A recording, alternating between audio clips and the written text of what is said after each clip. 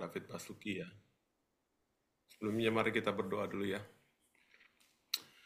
Allah Bapa kami dalam kerajaan surga, kami mengucap syukur buat kesempatan yang Tuhan berikan untuk kami bisa belajar daripada Engkau sendiri Tuhan melalui firman-Mu. Tuhan, Injil-Mu itu adalah kekuatan dari Tuhan yang akan mengubah kehidupan kami Tuhan, memberikan kepada kami hikmat, marifat yang daripada Tuhan sendiri, dan biarlah kami bisa mengerti Tuhan kehendak-Mu Tuhan melalui kami belajar Amin. firman.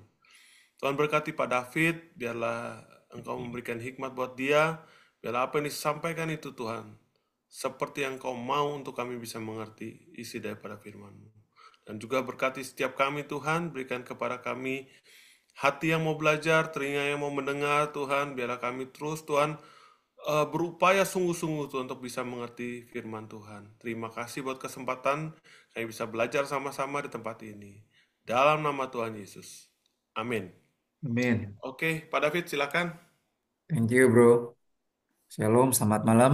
Nah, Bapak Ibu semuanya, teman-teman, kita akan lanjut ya. Hari ini kita akan membahas, kita akan menggali Roma 8 ayat 12 sampai 17 ya. Teman-teman pasti udah baca, udah coba menjawab juga ya. Beberapa ada em, 3-4 pertanyaan ya. 4 pertanyaan yang keempat itu summary-nya. Nah, tapi yang kita mau jawab itu adalah 3 pertanyaan ya. Oke, mungkin ada yang mau bantu jawab. Silakan.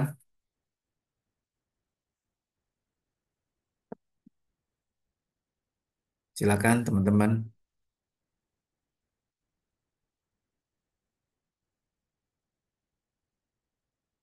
Mungkin bisa bisa dibantu ditampilkan pertanyaannya. Ah, pertanyaannya belum dapat ya teman-teman ya? Udah Pak, ini saya lagi minta Oh, ditampilkan oh, aja Pak. oke, oke, oke, oke.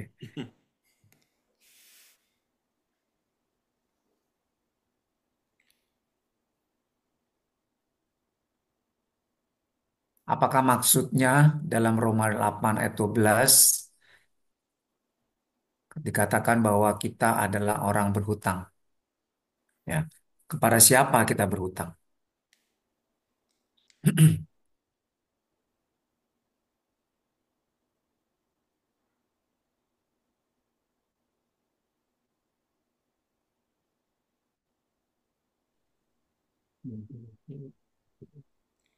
Kadang-kadang manusia, bukan kadang-kadang sering ya, yang punya utang biasanya lupa. Yang ngutangin yang ingat ya.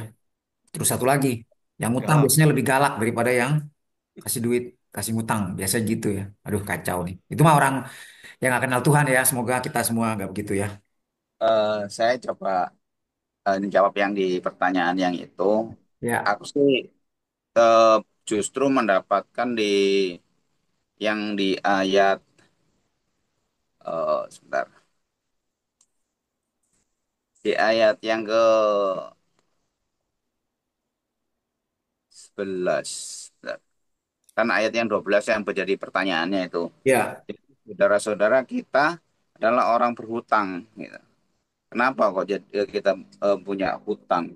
Aku coba baca lagi. Saya dapetin malah di ayat yang ke-11-nya. Dan Ya. jika roh dia yang telah membangkitkan Yesus di antara orang mati diam di dalam kamu, maka ia telah membangkitkan Kristus Yesus dari antara orang mati, akan menghidupkan juga tubuhmu yang fana oleh rohnya yang diam di dalam kamu. Ya, saya lihat ya kita ini punya hutang sama roh Allah itu yang membangkitkan Yesus. Karena kenapa? Karena dialah yang sudah em, apa ya memberikan kebangkitan itu gitu kepada Yesus yang eh, saya kemarin saya sempat berapa hari saya pikirin bener nggak ya gitu. Tapi kok selama ini memang kadang-kadang nggak ngerasa justru mengabaikan peranan roh Allah itu sendiri gitu. Eh, di saat teduh gitu, yang sering saya lakukan berhubungannya cuman hanya sama Yesus gitu. Tetapi kadang-kadang nggak menyadari dengan kehadiran roh Allah itu sendiri. Padahal saya di sini pas waktu saya merenungkan ayat yang ke-12, ya ya, saya ini berhutangnya sama roh Allah. Kenapa saya nggak mengucap syukur terhadap Dia yang sudah memberikan hidup buat saya gitu. Ya memang Yesus yang mati di kayu salib buat saya, yang menebus dosa-dosa saya, tapi yang menghidupkan Yesus dari kematian adalah roh Allah itu, dan roh Allah itu yang diam bersama Yesus, dan saya yang harus belajar diam bersama dia. Itu sih Pak yang saya dapetin seperti itu. Iya, kita berhutang kepada Roh Kudus ya. Ya, roh Kita Allah. berhutang kepada Kristus nggak, Pak? Ya, Hmm?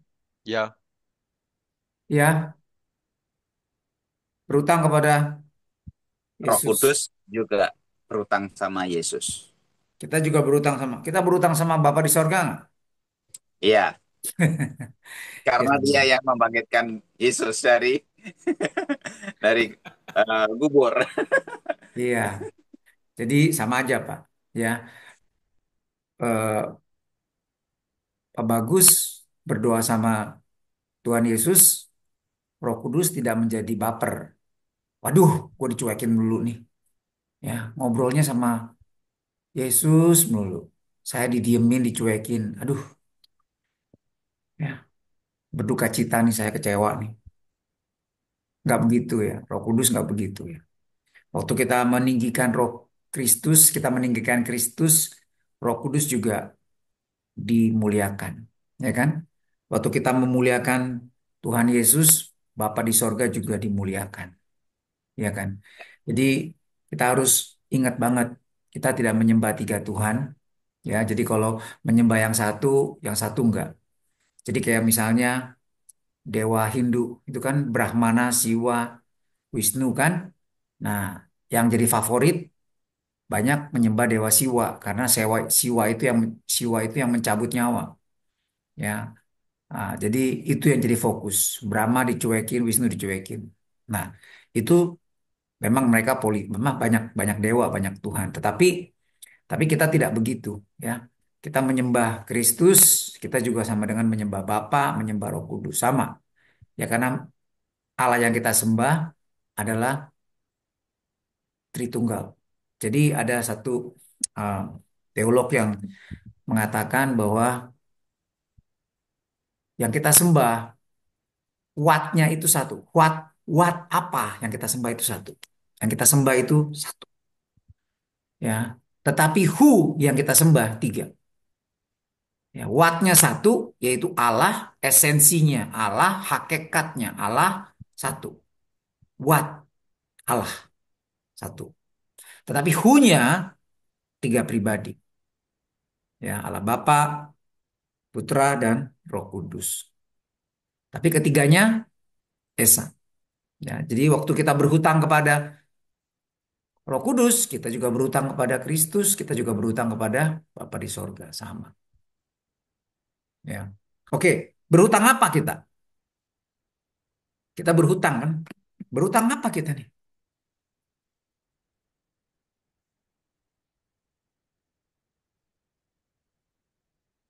Kita berhutang apa sama Roh Kudus nih?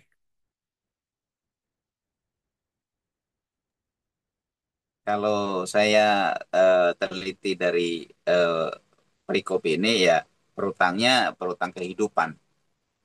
Hmm? Karena sebagai manusia berdosa adalah kematian. Mm-mm. Jadi berhutang kehidupan jadi artinya seluruh hidup kita berhutang gitu ya Pak ya. Jadi artinya eh, ya kita berhutang segalanya Iya, ya. Itu yang kita sering lupa, biasa tuh ya. Kita sering anggap biasa-biasa aja. Jadi kalau kita ada sesuatu yang kita nggak dijawab doa, kita menderita, kita punya banyak masalah, kita lalu mungkin ya sadar nggak sadar suka komplain. Kok begini sih? Kok orang lain nggak begitu? Kok saya begini? Ya kan? Kita suka lupa. Kita ini berhutang, ya. Dan kita sudah ditebus, sudah diberikan yang terbaik, sudah dibebaskan dari maut. Ya, kita berhutang kehidupan. Jadi udah dikasih hidup dan bahkan kita bisa dikasih kehormatan untuk melayani Dia. Mestinya kita bersuka cita apapun yang terjadi. Ya, karena kita sudah dibebaskan dari perbudakan, dari kebinasaan. Itu yang namanya sukacita yang mulia. Itu merupakan ciri dari orang yang selamat. Ya, sukacitanya sukacita yang mulia. Bukan sukacita karena sakit. Ya, kalau sakit sembuh semua orang juga sukacita. Orang nggak percaya Tuhan juga sakit sembuh, mujizat juga, wah senang banget dia. Ya kan? Dapat lotre, dapat bisnis, apa naik pangkat lah, jabatan, ya kan? Ya pasti bersukacita. Dapat jodoh, dapat rumah baru, mobil baru, motor baru, bersukacita. Ya kan? Jalan-jalan bersukacita. Nah itu mah bersukacita yang dunia, bersukacita yang semua orang juga begitu, ya kan? Nah, tetapi sukacita yang mulia, bahkan yang tidak terkatakan, itu merupakan ciri orang yang sudah mencapai tujuan imannya. Dia sudah selamat. Dia mengerti dan mengalami keselamatan itu. Dia sudah lahir baru. Ya, ini yang harus kita ingat.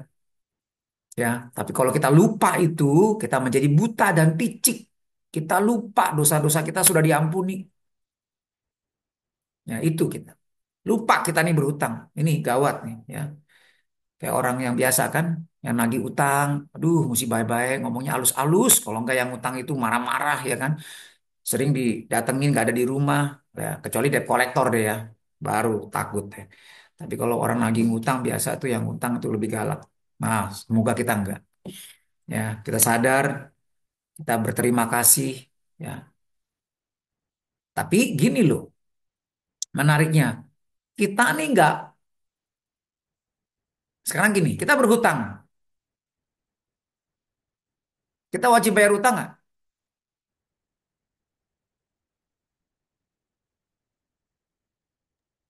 Wajib, Pak, dengan Wajib ya. memberi Wajib, hidup. Pak. Ah, gimana? Wajib dong. Wajib ya? Wajib, Pak. Iya, Bayar utangnya gimana? memberi hidup, Pak. Hmm, iya.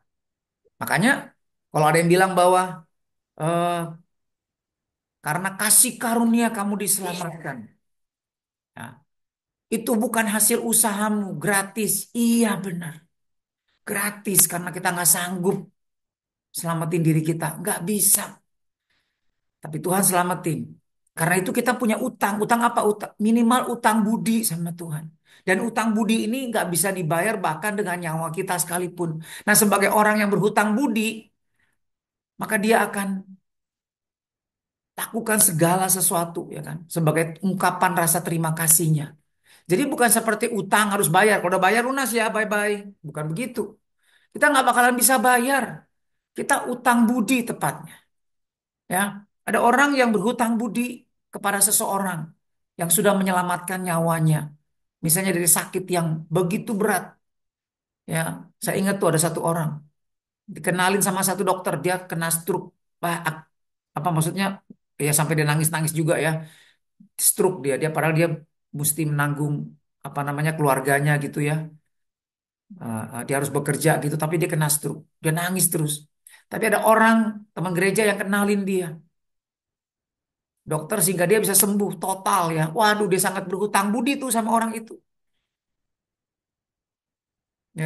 Nah, bukan berarti dia mau bayar enggak, tapi dia berusaha apa ya, membalas. Dia mau lakukan apapun ya sebisanya untuk ya berterima kasih sebagai ungkapan terima kasih. Jadi bukan utang bayar lunas gitu ya, nggak bisa kita belum apa lunasi utang kita. Ya, hutang itu ya akan ada terus. Tapi itu merupakan kebaikan Tuhan, kasih Tuhan sama kita. Nah, itu yang harus kita ingat. Nah, waktu kita ingat itu terus dan kita begitu berterima kasih, nah itulah kasih mula-mula. Ya, kita akan mengasihi Tuhan sungguh-sungguh. Kita mau berkorban buat Tuhan. Ya, gitu Pak. Ya, oke. Ada yang mau tambahin komentar mungkin dari sini?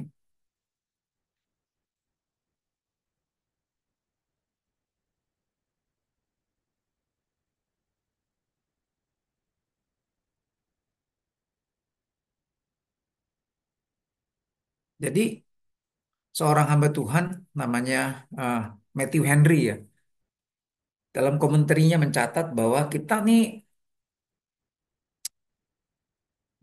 kita kita tidak berhutang kepada daging ya. Jadi artinya tuh kita nih nggak berhutang sama daging. Maksudnya apa kita nggak berhutang sama daging?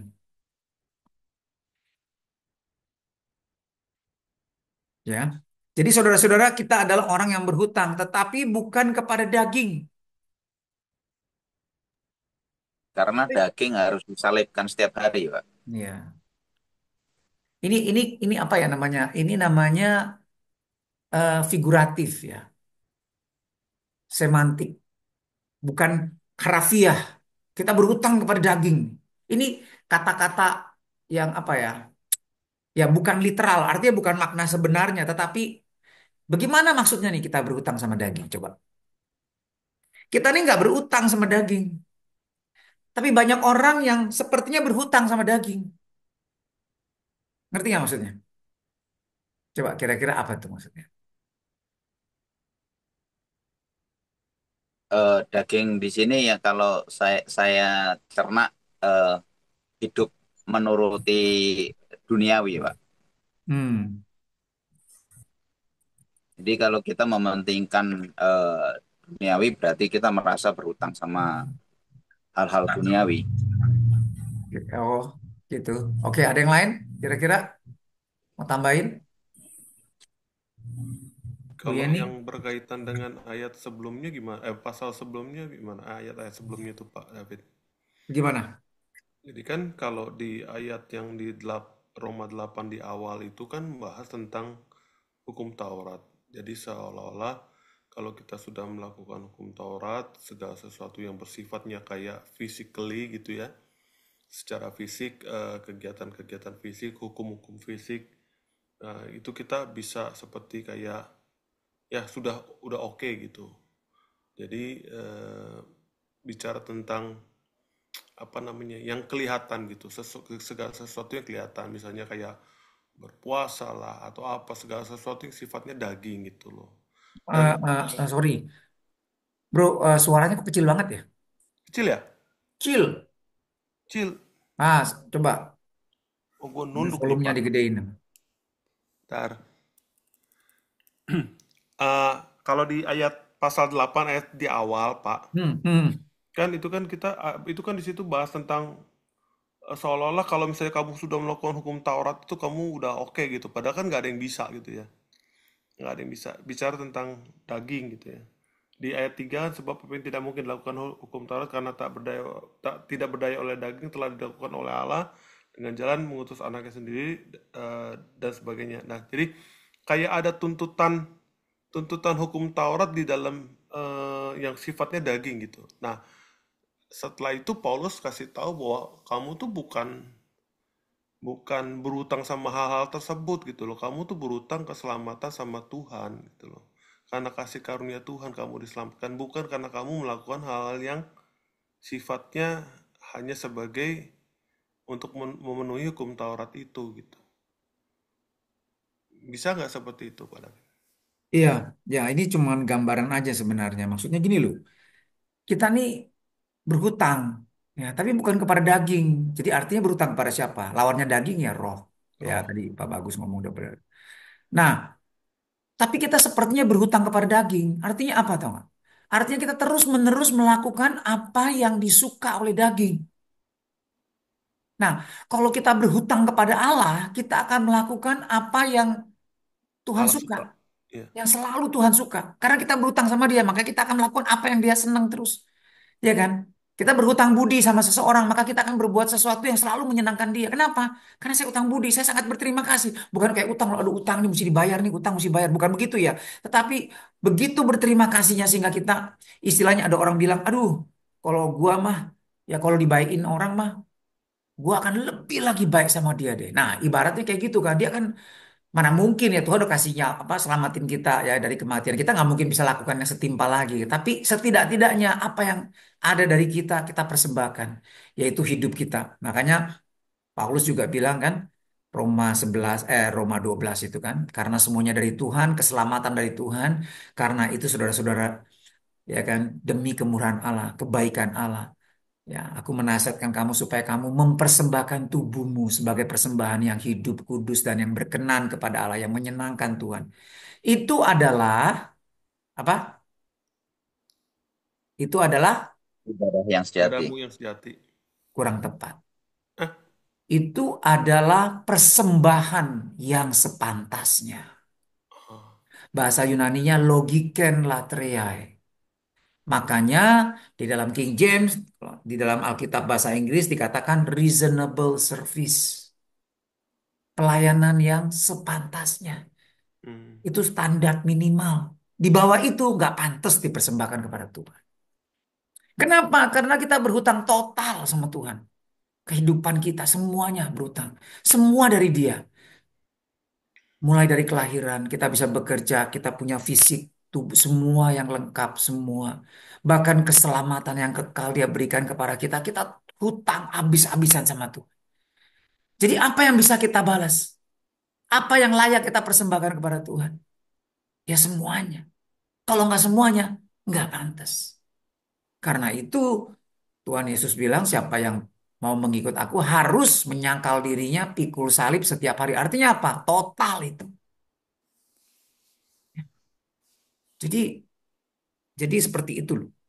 Nah, tetapi dikatakan kita ini nggak berhutang sama daging. Jangan sampai kita seolah-olah walaupun kita Kristen sudah ditebus Yesus, tetapi kita seperti berhutang kepada daging, selalu melakukan apa yang daging suka, bukan apa yang Tuhan suka. Ngerti nggak? Jadi terbalik nih kita nih. Nah itu gaya bahasa kayak gitulah kira-kira ya. Nah Paulus tuh mau menyadarkan kita, jangan kita nih kelakuannya kayak orang yang berhutang sama daging, selalu melakukan apa yang daging suka gitu. Kita ini nggak berhutang loh sama daging. Makanya ayat ini kalau teman-teman lihat di konkordansi ya di apa namanya TSK Cross Reference itu larinya kemana? Roma 6 ayat 2 sampai 15. Ya. Jadi kita ini udah ditebus sama Yesus.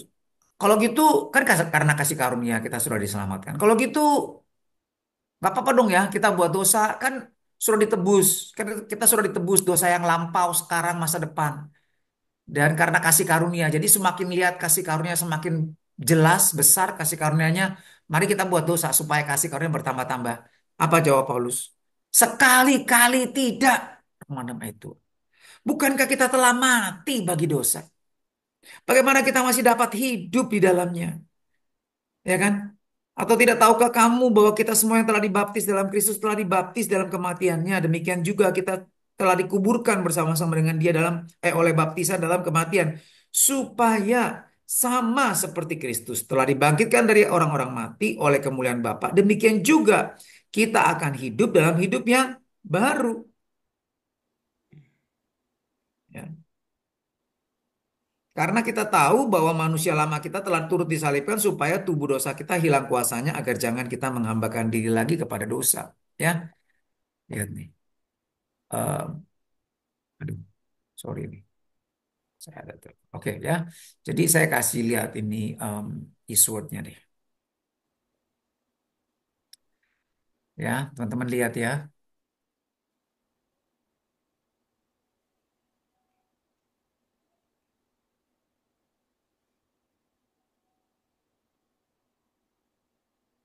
Nah, ya kan? Larinya kemana? Roma 6 ayat 2 sampai 15.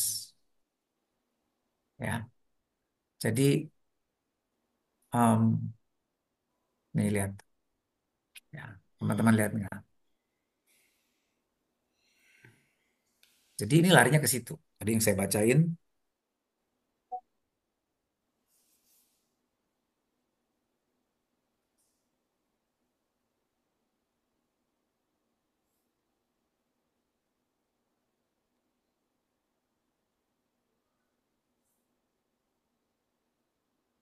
ayat 6 tuh ya. Ayat 6.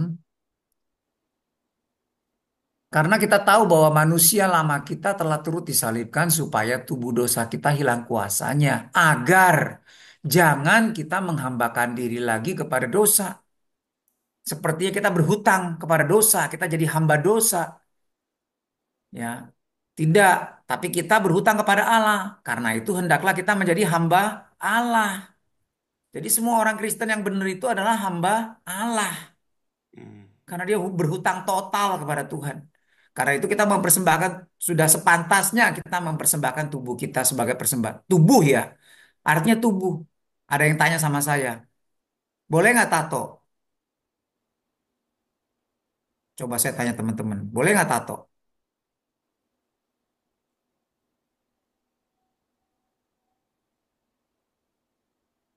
Boleh nggak tato? Orang Kristen boleh tato nggak? Nggak boleh. Tidak Hah? boleh, tidak boleh. Tidak boleh ya? Mm. Iya. Kenapa? Soalnya ada ayatnya di Imamat. Ya kalau Iya. itu kalau nggak salah yang ditoreh-toreh badannya itu orang-orang yang berdosa, orang-orang yang Jadi, tahanan gitu. nah ada Ya. yang belain gini. Tapi memang benar. Ayat itu konteksnya adalah kepada penyembahan berhala. Jadi itu bicara soal menoreh-noreh, tato itu ya, itu lambang dari dewanya. Biasa kayak misalnya orang Dayak ya atau Thailand, Buddha Thailand. Tatonya itu tulisan mantra tuh, ya. Nah, itu mereka menyatu dengan berhalanya mereka. Nah, itu yang nggak boleh. Ya, menoreh-menoreh dalam arti kata juga menyiksa dalam mereka menyembah. Ingat nggak waktu Elia melawan 450 Nabi Baal. Mereka juga menoreh-noreh tubuh mereka tuh. Menyiksa tubuh mereka. Itu nggak benar. Ya, nah jadi kayak gitu. Jadi Tuhan nggak, ya dewanya tuh maksudnya melihat dia menyiksa dirinya tuh sepertinya dewanya tuh senang, disenangkan gitu loh. Jadi mereka melakukan itu. Nah itu yang nggak boleh. Nah tetapi kalau tato tulisannya I love Jesus, tato salib. Tuh ada tuh pendeta-pendeta yang apa pendeta-pendeta pendeta-pendeta lah gitu ya. Pendeta ya, bukan hamba Tuhan. Nggak semua pendeta hamba Tuhan sih ya. Pendeta itu tato, tato salib, tato muka istrinya, anaknya, tato ayat Alkitab. Itu gimana tuh? Tato salib gede-gede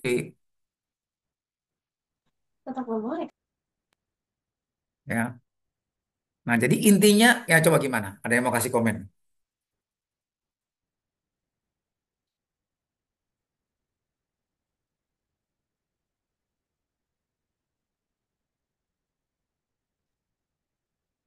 Jadi gimana? Boleh nggak tuh kalau gitu? Menurut aku tergantung motivasi tatonya apa dan apa yang digambarkan itu. Misalnya contohnya kayak tadi menggambarkan satu dewa, itu kan berhala. Berarti itu kan udah menduakan Tuhan ya, itu nggak boleh.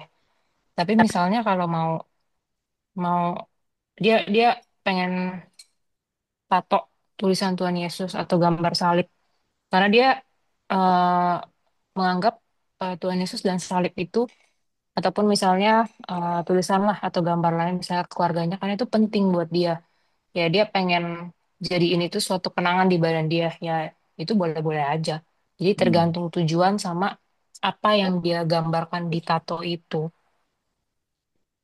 Ya kalau boleh jawab nih Pak David. Boleh, boleh dong. Ah, Siapa nih kalau pengguna Zoom nih? ya Tolong kalau perkenalkan dirinya. Siapa nih pengguna oh Zoom? ya Hendrik Pak Hendrik. Oh, Henry. Ya. Ya kalau bicara tentang tato itu kan ditaruhnya di tubuh kita. Tubuh kita itu adalah bait Allah, Pak. Kalau menurut saya Hmm. apapun itu tetap nggak boleh, Pak. Hmm. Itu. Itu sih Iya. jawaban saya sih. Oke. Thank you. Ada yang lain?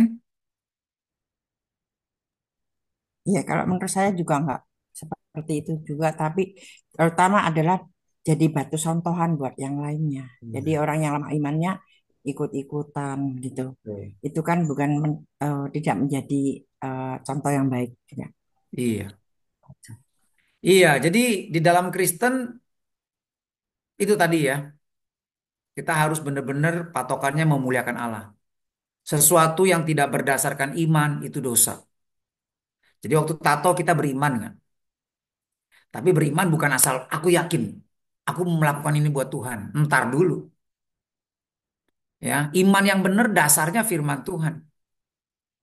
Contoh, ya, bangsa Israel mau menyembah Yahweh dengan membuat lembu emas. Tuhan marah loh. Mereka padahal menyembah Yahweh loh. Ya kan? Keluaran 32 ayat 5. Tuhan nggak disenangkan. Padahal yang disembah Yahweh.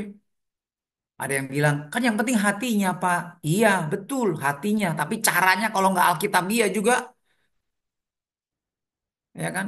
Nggak sesuai dengan prinsip firman Tuhan juga dosa itu.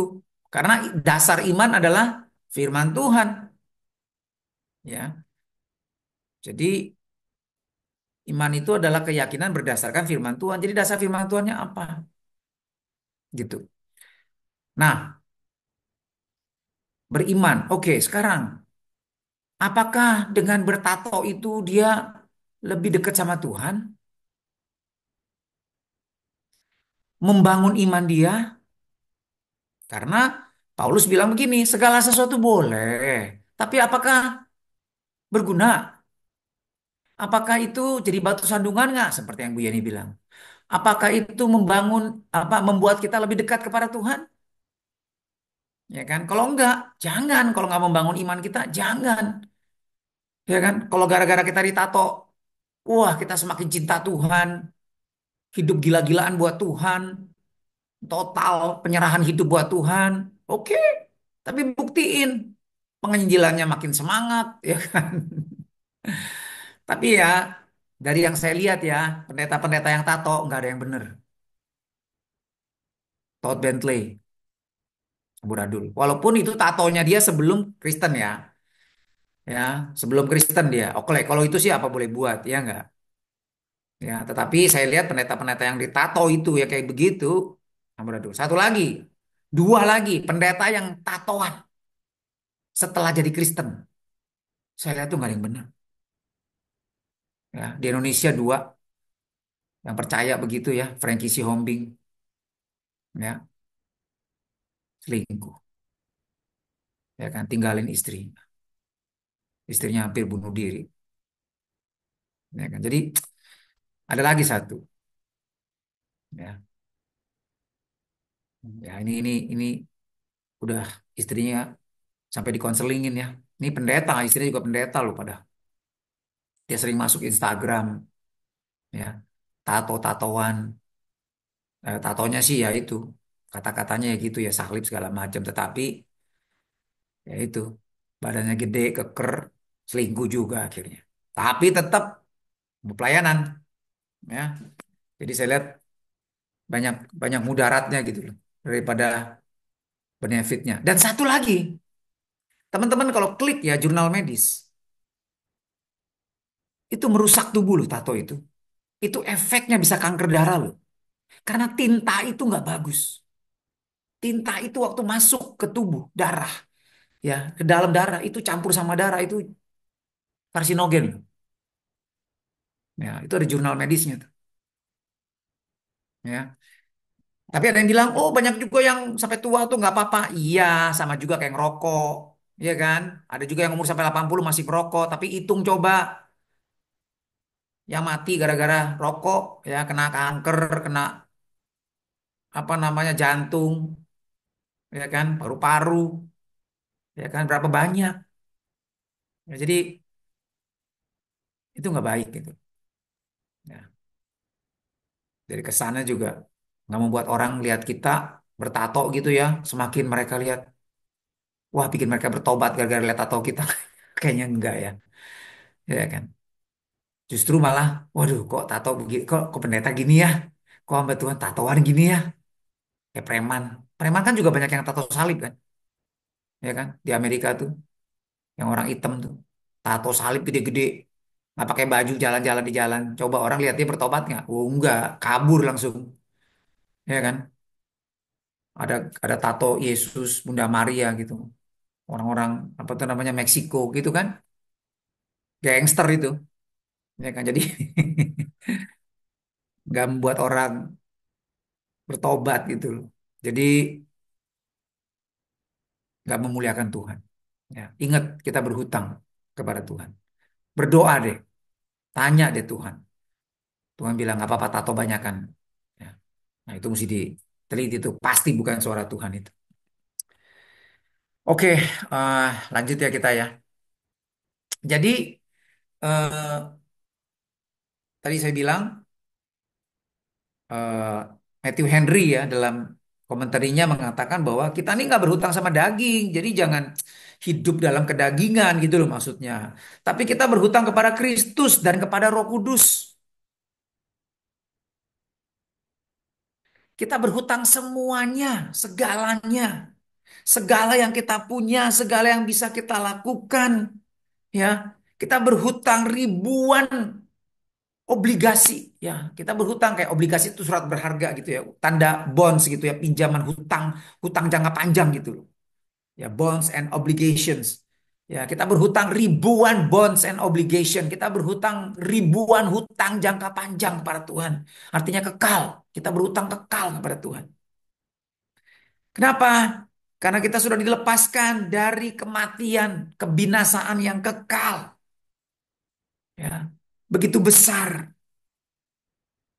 utang kita sama Tuhan, kemurahan Tuhan. Kita berhutang kepada penebus kita. Ya, 1 Korintus 6 ayat 19. Atau tidak tahukah kamu bahwa tubuhmu adalah itu tubuh? Ya benar tadi itu siapa yang ngomong Pak Hendrik.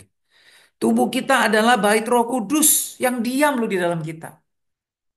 Coba apa Roh Kudus seneng? Kita ditato-tato gitu coba bayangin aja deh. Ya. Apa makin orang kelihatan, wih, ini hamba Tuhan nih. Dari mana? Lu tahu dia hamba Tuhan? Dari tatonya, bro. Tatonya kelihatan. Dia itu hamba Tuhan. Kayaknya nggak pernah ya orang ngomong kayak gitu ya. Iya kan? Jadi enggak lah. Ya, dari sikap kita justru waktu kita pakaian. Jadi ada satu hamba Tuhan bilang gini ya. Dari kita cara berpakaian, cara kita dandan, kelihatan kita ini anak terang atau bukan. Nah, setidak-tidaknya penjahat pun yang berkerah putih itu berusaha seperti orang baik-baik kan? Nah, itu penipu. Kenapa? Supaya nggak disangka jahat. Supaya bisa nipu orang. Nah kita bukan begitu. Kita mau tunjukkan benar-benar apa yang di luar itu dari dalam keluarnya. Jadi kita juga mau berpakaian, berdandan, ya penampilan yang tidak menjadi batu sandungan. Ya, kita harus menimbulkan kesan yang baik. Ya, pakaian yang pantas, yang baik. Otomatis juga harus keluar dari hati yang benar, yang baik gitu ya. Ya, atau tidak tahukah kamu bahwa tubuhmu adalah bait Roh Kudus yang diam di dalam kamu, Roh Kudus yang kamu peroleh dari Allah, dan bahwa kamu bukan milik kamu sendiri. Ingat, badan kita nih bukan punya kita. Jadi kita nggak bisa semaunya perlakukan badan kita. Kita harus lakukan maksimal untuk menjaga tubuh kita supaya kita sehat, fit. Untuk apa? Untuk memuliakan Tuhan, melayani Tuhan. Ya, gitu. Menyenangkan hati Tuhan. Oke, jadi jelas ya, pertanyaan nomor satu ya, nggak ada masalah ya. Oke, kalau nggak ada pertanyaan yang menyangkut ini, kita lanjut ke pertanyaan kedua. Pak, Ya, Itu ada pertanyaannya, Pak. chat Pak, oh apa? nyampein Silakan. ada yang nyampe nanya di kalau tato alis gimana Pak? Terus kalau yang udah terlanjur tato bagaimana Pak? Ya udah, kalau terlanjur tato, misalnya kayak orang udah terlanjur membunuh orang, baru bertobat, ya mau ngomong apa?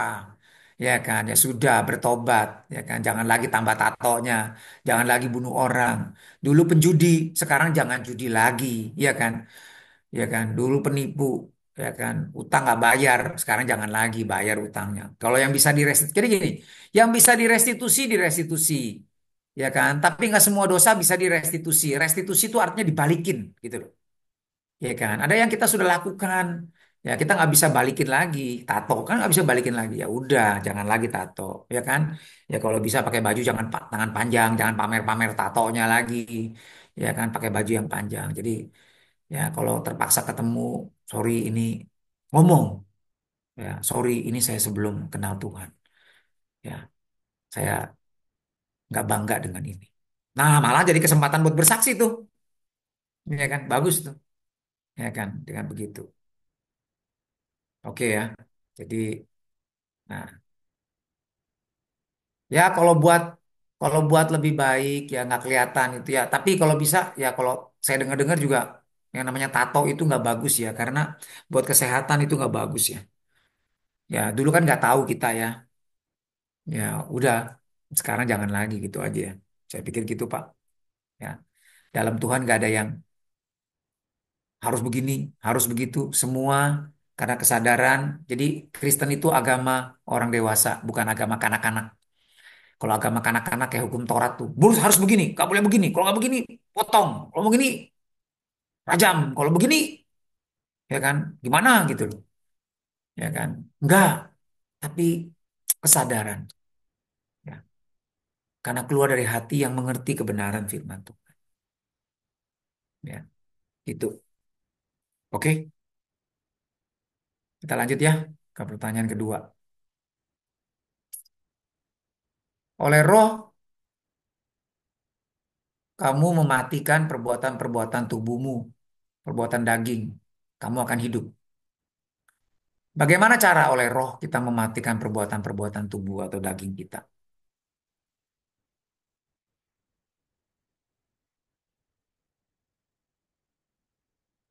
Ya, itu Roma 8 ayat 13 ya.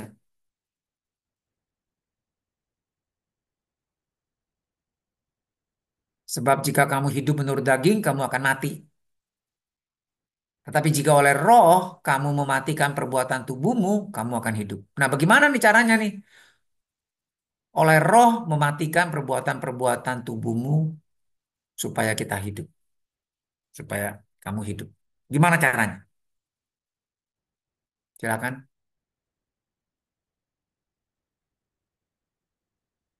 Pak Hendrik, silakan Pak Hendrik.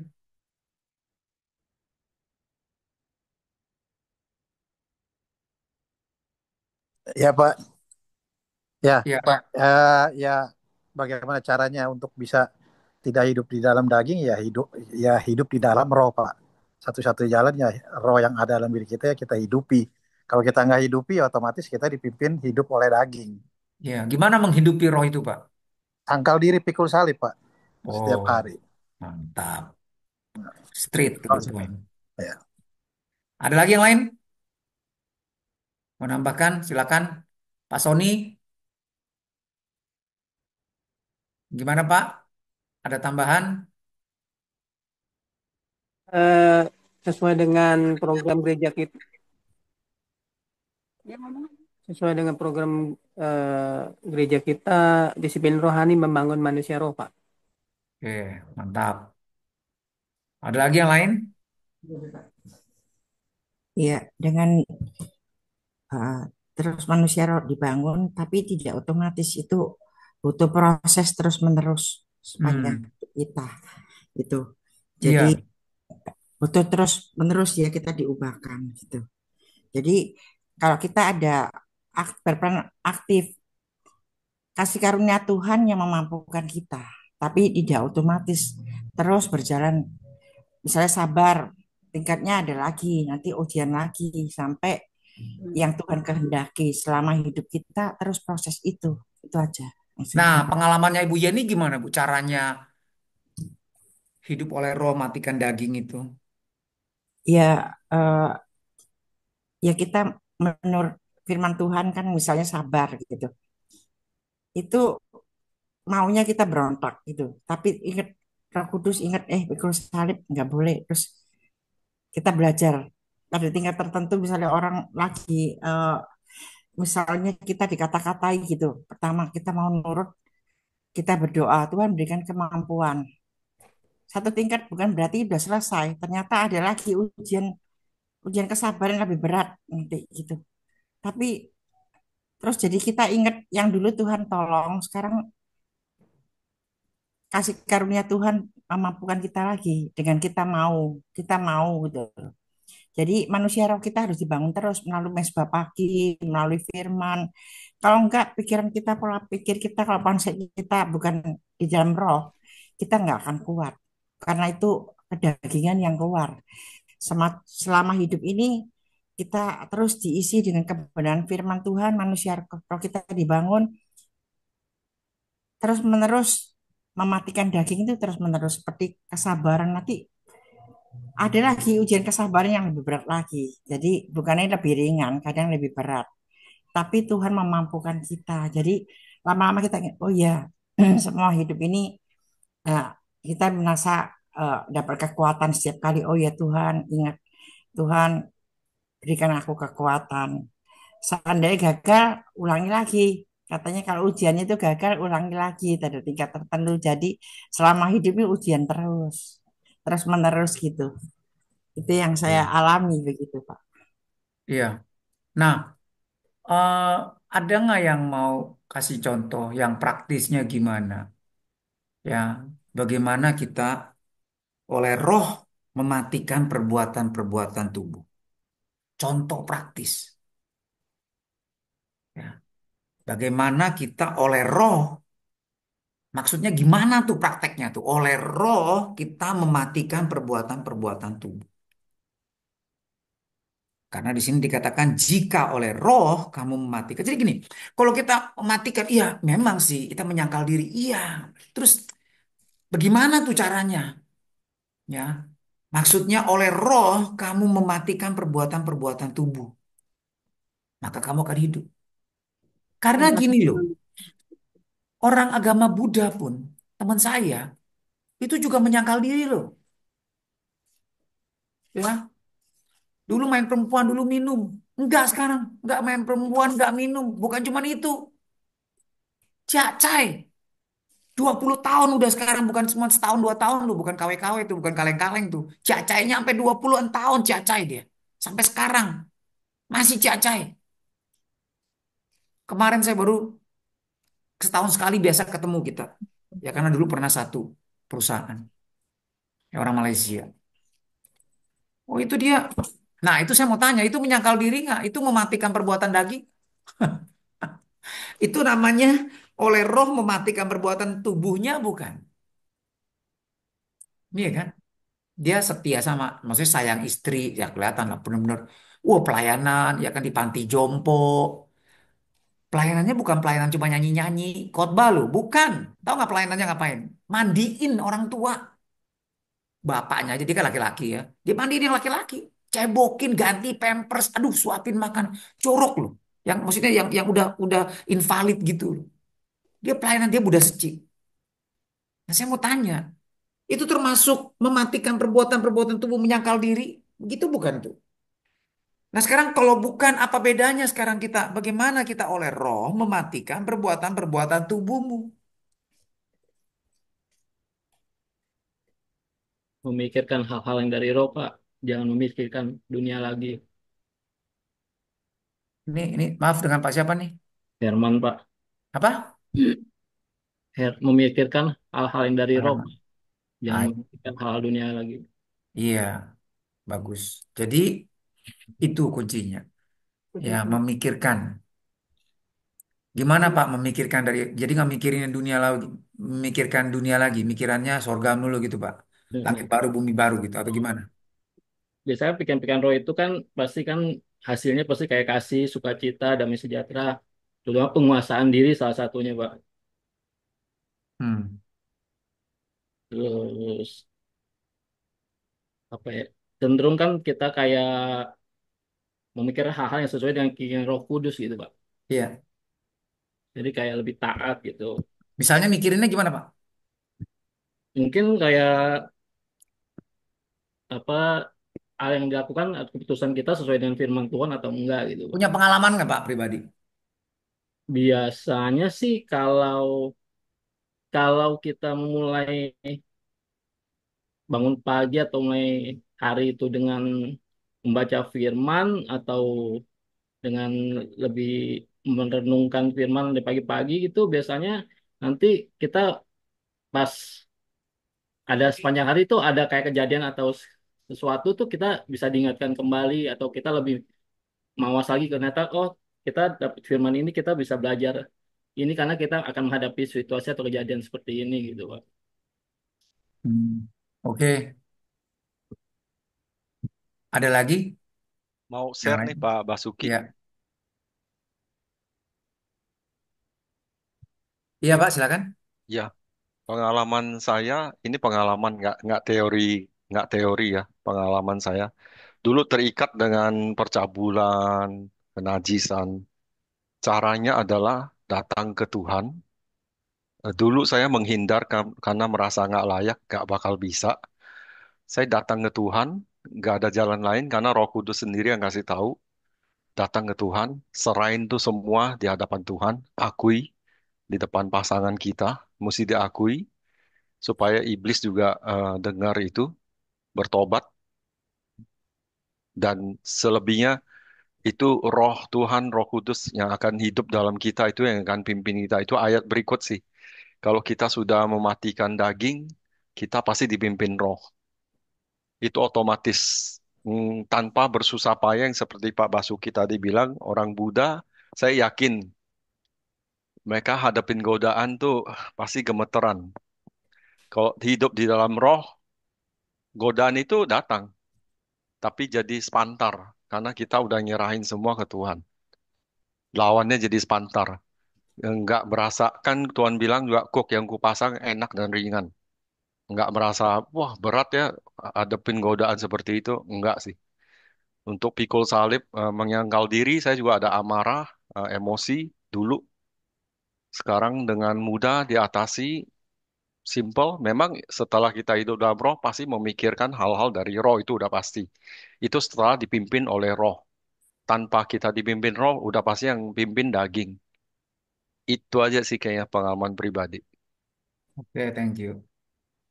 Jadi, Saya tambahin Pak, oh ya kalau boleh. saya sih ya kan kita sebenarnya ngantuk nih bang mau bangun pagi-pagi ya, tapi kan Hmm, Tuhan Yesus kasih contoh, dia aja bangun pagi-pagi berdoa, masa kita sebagai anaknya nggak contoh seperti Tuhan Yesus itu aja sih Pak.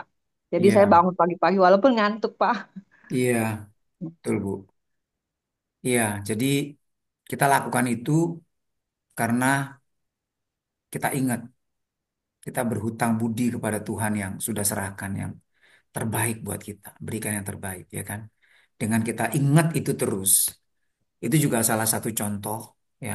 Dengan kita ingat itu terus, bayangin itu terus, ya, imajinasi itu terus, kita akan semakin dalam, ya. Kita akan semakin bisa menanggung segala pencobaan, ya. Jadi kasih itu membuat kita sanggup bertahan. Ya, kasih kepada Tuhan itu sanggup membuat kita jadi kuat. Ya, nah jadi eh, itulah waktu kita terus mikirin kayak begitu.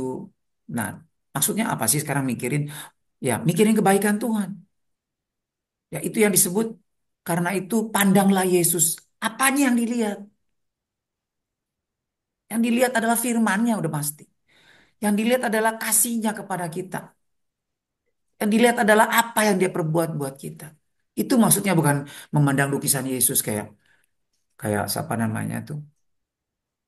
Saya dengarkan dari majalah Tempo itu Paus Fransiskus tuh di pesawatnya dalam perjalanan dari Roma ke Indonesia tuh di tempat duduknya di dindingnya tuh ditempel lukisan Bunda Maria dan sepanjang perjalanan dia lihat terus Bunda Maria. Nah jadi kita nggak diajarin begitu. Tempel foto Yesus, lukisan Yesus mandang, terus ya boleh sih, tapi kan bukan kayak gitu maksudnya. Tapi ingat kebaikannya, ingat kasihnya. Ya, walaupun kita nggak melihat dia, tapi kita percaya semua korban apa apa yang dia derita itu karena saya. Ya, kalau saya ingat waktu saya lagi capek pelayanan, kayak lagi ada apapun ya masalah dalam pelayanan apapun lah, ya sepertinya sendirian, gak dihargain gitu ya, kayaknya capek gitu ya, ya kayaknya mau mundur gitu ya, mau nyerah gitu ya. Nah, apa yang bikin saya semangat? Saya duduk diam, saya bayangin waktu dulu saya ya lagi amburadul, ya narkoba, hancur hidup deh, ya nggak kepikiran saya tuh. Ini buat saya kan pengalaman orang beda-beda ya. Kalau saya itu yang momen yang paling kuat buat saya. Ya, jadi saya bayangin kalau saya dulu lagi amburadul gitu aja, nggak rencana lu cari Tuhan, nggak rencana ke gereja, ya. Tapi tiba-tiba ya ke dalam pertemuan keluarga nggak taunya saudara saya ngundang satu hamba Tuhan, penginjil, ya, dan dia beritakan firman dan doa apa nubuatin saya itu bisa, waduh bener-bener, ya. Saya seperti domba yang hilang. Nah, Tuhan Yesus datang bawa saya kembali. Aduh, buat saya itu benar-benar satu yang menguatkan saya banget. Ya, jadi saya bayangin kalau dulu aja saya lagi amburadul, Tuhan datang cari saya. Dia nggak tinggalin saya. Ya, apalagi sekarang kalau saya mau sungguh-sungguh melayani dia, pasti. Ya, bukan hanya mata Tuhan lagi tertuju sama saya. Walaupun saya nggak berasa, pasti Tuhan lagi gendong saya. Nah, itu yang menguatkan saya tuh. Itu contoh. Mikir, nah pasti saya waktu lagi berdoa gitu saya akan apa ya, kayak mandang wajahnya seperti saya lihat tangannya yang terbuka terus. Nah, saya berdoa waktu itu saya ngomong ya masalah saya dan sepertinya ada hikmat, kekuatan, penghiburan ya atau firman Tuhan. Nah itu caranya kita sedang dipimpin Roh Kudus. Ya, ayat yang ke-14. Jadi waktu kita oleh roh mematikan perbuatan tubuh. Jadi kita benar memikirkan perkara-perkara yang di atas. Artinya apa? Ingat firman Tuhan. Tapi nggak bisa bukan kita hafal firman Tuhan. Enggak. Enggak. Tapi kita perlu merenungkan rema. Ingat ya. Bukan logos. Logos itu firman Tuhan yang tertulis. Yang waktu kita nafsirin logos. Tapi waktu kita gali firman. Waktu kita nangkep. Waktu kita dapat pencerahan. Nah itu tuh rema tuh. Waktu firman itu sepertinya nusuk ke kita. Bicara kuat banget ke kita. Nah itu rema tuh. Nah, waktu kita belajar firman Tuhan, kita perlu belajar ya, menanti-nantikan Tuhan supaya kita mendapat rema dari Tuhan. Nah, rema itu adalah firman yang keluar dari mulut Tuhan. Ya, yang bicara spesifik sama kita lewat satu ayat atau beberapa ayat yang kita renungkan, yang kita gali. Nah, itu rema. Nah, rema itu yang buat kita kuat. Bukan sekedar logos, hafal ayat percuma. Kadang-kadang, maksudnya gini, hafal ayat logos itu tidak bisa, tetapi bukan itu yang kuat. Ya kan? Saya punya pengalaman juga dulu. Ya kan? Jikalau mata kananmu menyesatkan congkel. Aduh, udah ingat ayat itu, tetapi ngelirik juga akhirnya. Kalah juga. Padahal udah apal itu ayat. Kenapa? Yang saya apal itu logos. Ngerti ya maksudnya ya? Jadi waktu kita renungin, kita gali firman. Nah itu menggali keluar itu eksegesis. Ya menafsir itu hermeneutik. Waktu kita menafsir dengan baik, kita menggali keluar maknanya. Kayak sekarang nih, kita renungkan nih. Bagaimana kita berhutang. Kita bayangin nih berhutang. Wah iya loh kita berhutang semua. Nah itu kan membuat kayak main film tuh di kepala kita. Nah itu sedang memikirkan. Nah waktu kita dapat, iya, ya, aduh benar-benar saya berhutang budi loh. Bukan berhutang harus bayar utang kayak orang dikejar-kejar utang. Lu kayak dikejar-kejar utang lu, ya kan? Kayaknya gimana gitu kan? Harus, bukan.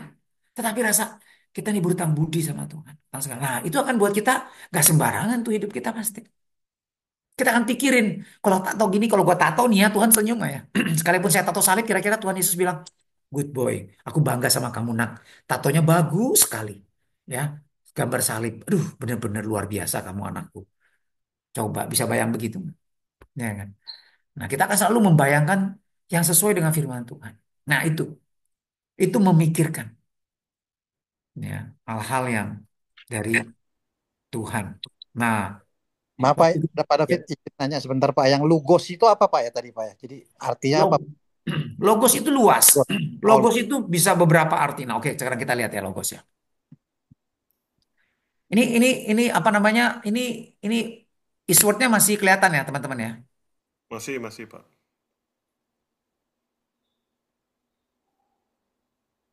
Nah, pada mulanya adalah firman. Nah, firman ini merujuk kepada pribadi Yesus, juga bisa bicara soal firman Tuhan yang tertulis di Alkitab. Ya, bisa juga, tetapi kalau bunyinya itu word ini logos nih, lihat nih, logos. Logos kan? Nah, logos itu artinya apa? Omongan, ya, word uttered by a living voice. Suara juga. Makanya kadang logos sama rema itu bisa ditukar-tukar. Tetapi umumnya logos itu bicara soal entah itu pribadi Yesus, ya kan? Firman Tuhan, nubuatan firman Tuhan, ya. Atau ini bicara atau doktrin pengajaran, ya, atau strong di dalam hal ini dia lebih simpel. Nah, jadi pikiran, ya, mental apa reasoning, ya, motif, luas dia artinya, ya.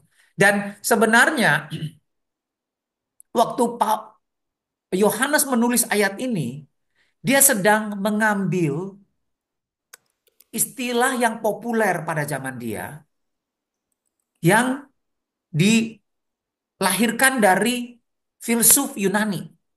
Saya lupa ini yang ngomong ini Aristoteles atau Plato atau siapa. Bahwa pada mulanya, nah ini pemikir-pemikir Yunani ini, filsuf-filsuf Yunani, dia ada yang tidak percaya kepada mitologi Yunani, dewa-dewa. Tapi dia punya pandangan, dia pemikir gitu loh.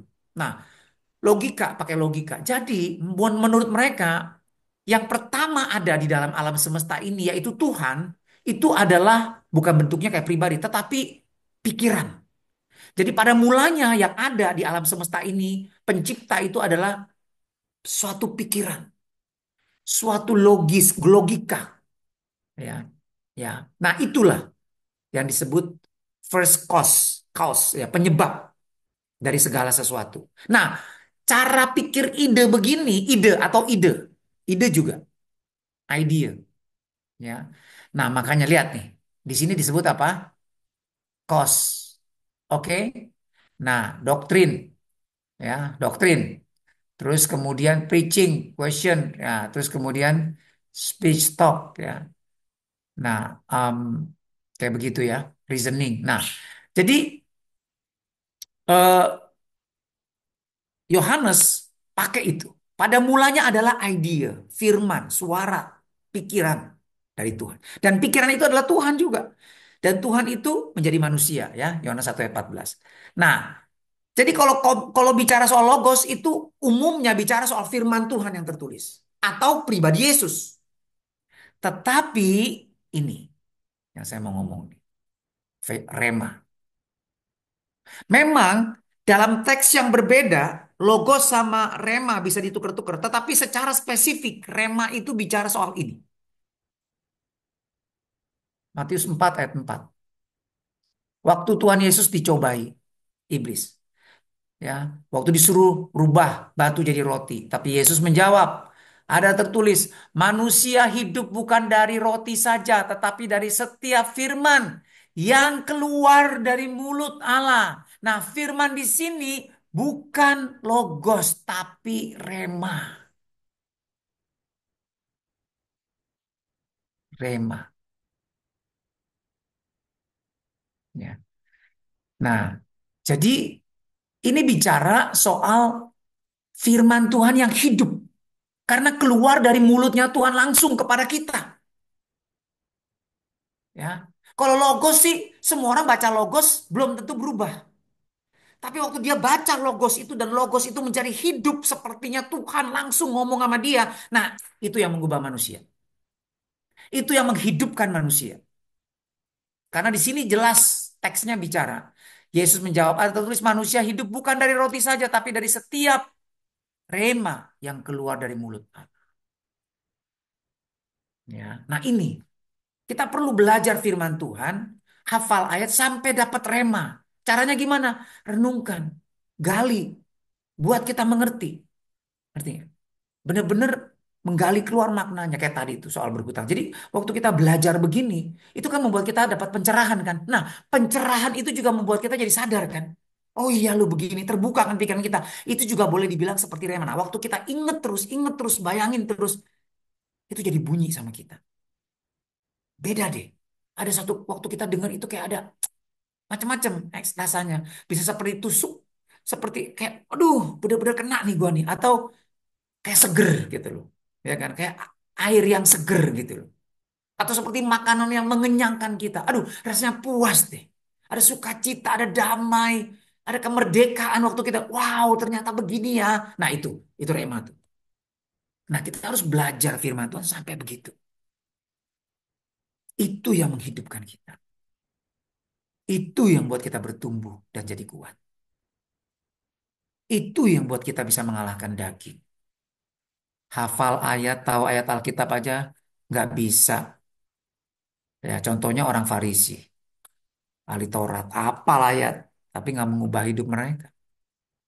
Tapi rema, ya, firman yang benar-benar fresh keluar dari mulut Tuhan seperti bicara sama kita. Itu yang mengubah kita. Kayak tadi, saya dengar satu kesaksian video klip dari Ray Comfort.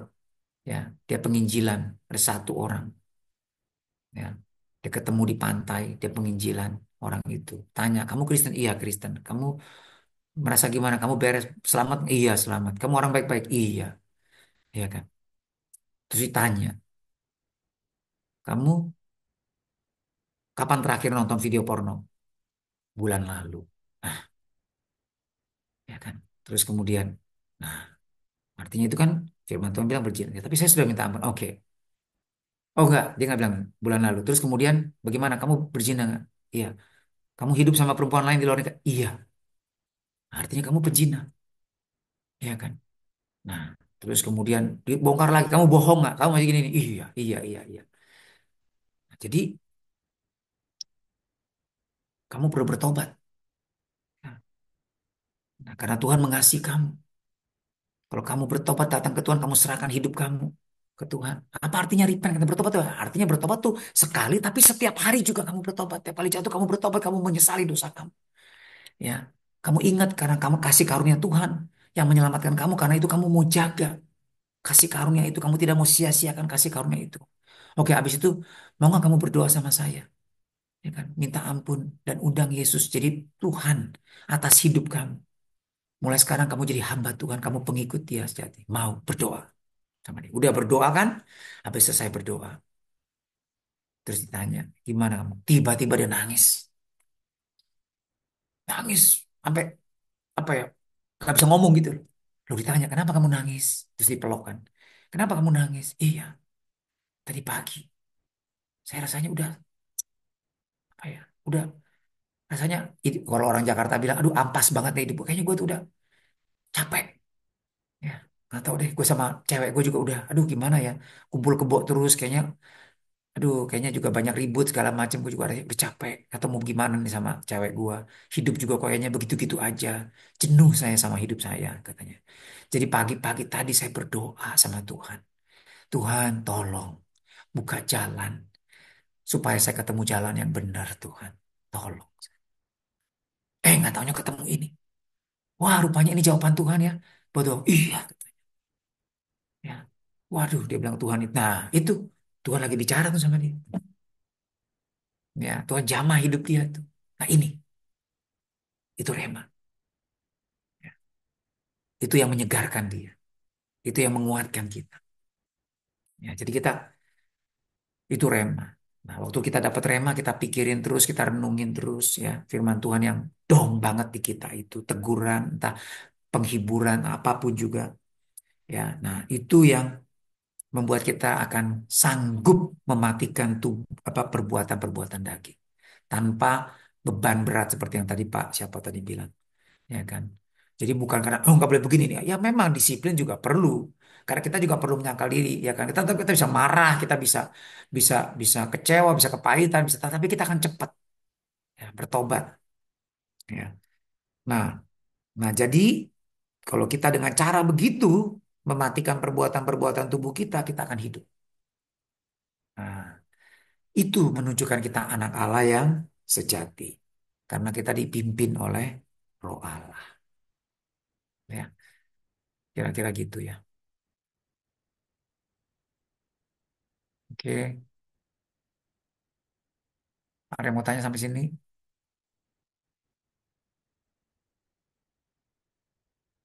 Jadi bukan cuma saat teduh doang, tapi terus menerus.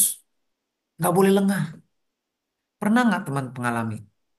Wah, saat teduh pagi tadi luar biasa. Habis itu siang kita lupa sama firman itu, totonya ada apa-apa gitu ya ribut. Wah, nah langsung hilang damai sejahtera. Nah itu kita harus perlu konstan tuh ingat, ingat terus. Ya latih kita itu perlu dilatih tuh. Renungin, bicara sama Roh Kudus, ngobrol sama Dia. Ya, muji dia di mobil, pujian, ya, setel lagu rohani atau khotbah atau apapun juga ya, yang membuat kita tetap connect sama Tuhan. Ingat gitu loh bahwa dia bersama-sama kita ya. Kita kayak gitu, kita aktif sifatnya. Mendekat terus kepada Tuhan. Ya, Yakobus 4 ayat 8 bilang mendekatlah kepada Tuhan, maka Tuhan akan mendekat kepada kita. Ya. Nah, kalau orang yang belum kenal Tuhan kan Tuhan yang datang, Tuhan jamah waktu kita dengar firman, kita dengar puji-pujian, tetapi kita sudah jadi anak Tuhan, kita perlu terus datang ke Papa. Kayak anak kecil yang terus pegang baju mamanya, bututin mamanya, terus nggak bisa lepas dari mamanya. Nah, kita mestinya kayak gitu. Seperti domba yang mengikuti gembalanya. Ya, terus ngikutin gembala. Nah, itu baru Tuhan gembala kita. Nah, dengan cara begitu kita akan terus connect sehingga kalau ada sesuatu ya kita gampang diingetin, ditegur, kita juga cepat bertobat. Nah, kira-kira kayak gitu ya. Oke, kita lanjut ke pertanyaan yang ketiga. Siapakah dan seperti apa orang yang disebut anak-anak Allah?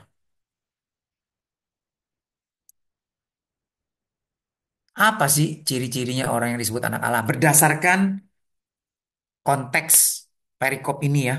Roma 8 ayat 12 sampai 17 ya. Berdasarkan Roma 8 ayat 12 sampai 17 nih, apa sih ciri dari seorang anak Allah itu?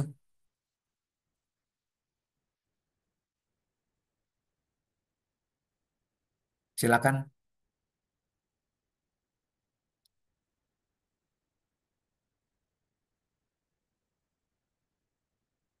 Pak Rusmin, apa kabar?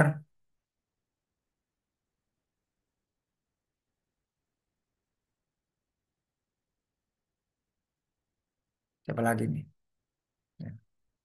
Am,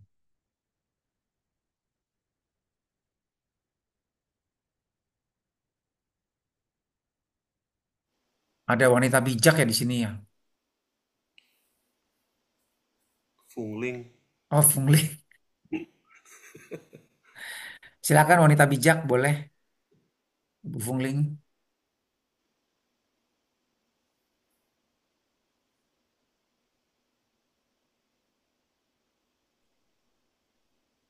Ibu Muikiau, boleh siapa lah nih? Saya lihat nih, Suryanto. Saya bacain deh semuanya. Iping, siapa lagi nih? MCD 81 Budi Lim, sekalian absen deh ya. Metawati, Pak Ronald, monggo Pak Ronald. Ya, malam Pak David. Malam, silakan Pak. Kalau yang saya dapat Pak, eh, yang disebut anak-anak Allah itu yang tidak hidup lagi dalam ketakutan, melainkan menyadarkan diri kepada pimpinan Roh Allah. Kita disebut anak-anak Allah berarti. Sebagai ahli warisnya, kita sudah menerima janji dan keselamatan serta kemuliaan bersama Allah Pak. Jadi lebih taat pada eh, harusnya menjalani hidup dalam Roh Pak. Hidup turut dan kehendak dalam firman-Nya yang dipimpin oleh Roh. Gitu Pak. Kita jadi pakai ayat ini ya Pak. Jadi nah ini kita perlu jadi gini. Waktu kita gali firman Tuhan, kita ambil esensi apa? Ambil intinya, pengertiannya. Nah itu namanya kita menggali. Ya, memang dari ayat-ayat yang lain bilang ya kalau ada kasih, kalau kasih sempurna menghilangkan ketakutan. Benar. Ya. Nah, tetapi kita harus ingat juga loh. Kalau roh, kalau hati nurani kita menegur kita, ya, takut akan Allah tetap ada loh. Ya, bahkan ketakutan loh sama Tuhan. Karena kata yang dipakai itu phobos. Yang kita sering dengar sekarang fobia. Nah, itu dari kata itu phobos. Ya. Nah, nih buktinya nih ayatnya firman Tuhan. Ini teman-teman masih lihat Rema kan? Ya, 2 Petrus 3. Ya. 1 Petrus.